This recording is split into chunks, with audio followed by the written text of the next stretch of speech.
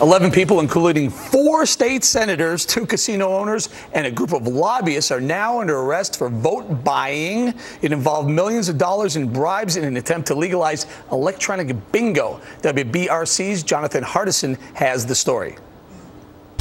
In 2009, country stars like Randy Owen and Tracy Lawrence toured the state and appeared in commercials supporting the Sweet Home Alabama bill. It would have given voters the chance to amend the state's constitution and legalize electronic bingo in specific locations around the state.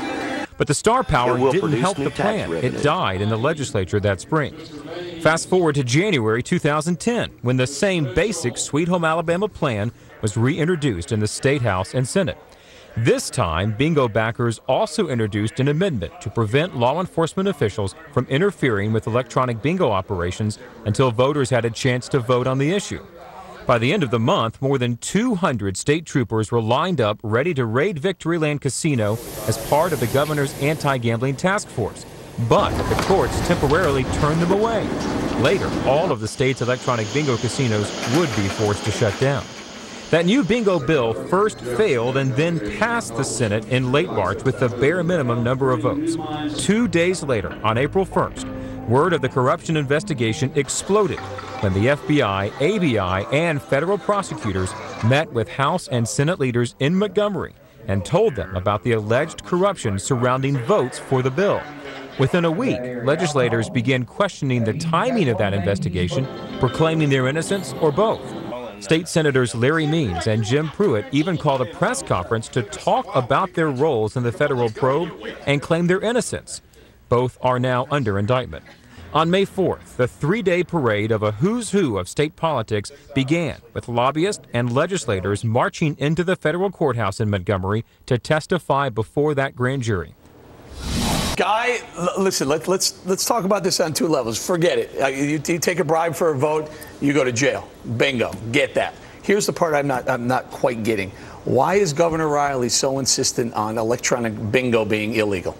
Oh, you'd have to ask him. I mean, I'm not an expert on his policy preferences on that particular issue. But when you're a political guy like me and you hear there's a scandal, there are people indicted, there are people arrested who hold elective office, the first thing I do is look for the letter next to their name. Is it a D? Is it an R? How's the damage control going to look? This is a tripartisan scandal. There are 2 Democrats, a Republican, and independent. So I was thinking, would this affect the November elections? You know, you're saying this is all political.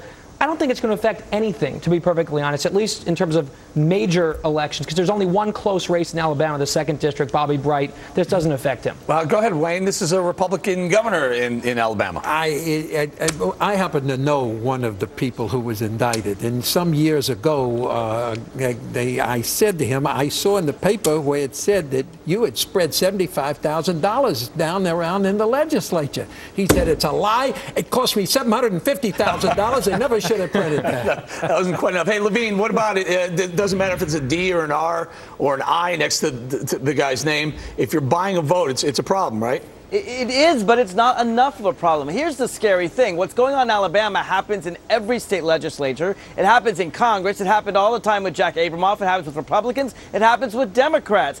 The scary thing is what's legal, not what's illegal. I'm glad they indicted these people. I wish they would indict everyone that seeks to buy a vote, because right now there's massive amounts of money that are seeking to corrupt our system, and we can't even follow that money. Hey, Guy, what about it? He says it's in every state legislature. I guess there's some R's and D's in the other states as well? Of course.